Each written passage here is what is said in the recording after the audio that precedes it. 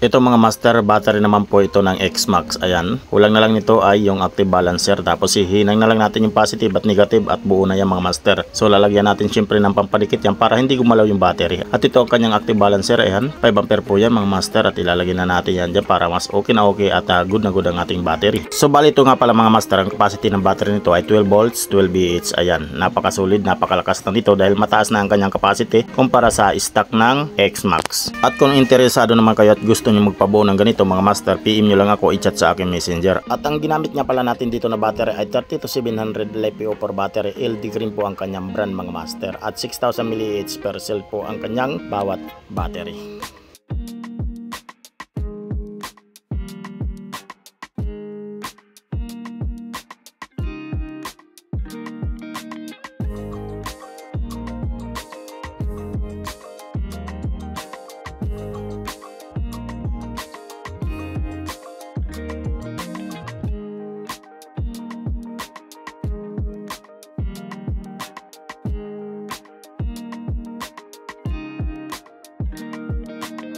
At alam nyo ba mga master, hindi lang kayo nagkakaroon ng idea, kundi nakakatulong pa rin kayo sa pagbuo ng video dahil sa inyong pag-share ng video na to at pag-follow sa aking channel na to. Maraming salamat sa inyong sulit na panunod dyan mga master, hanggang sa muli mga ka-DIY.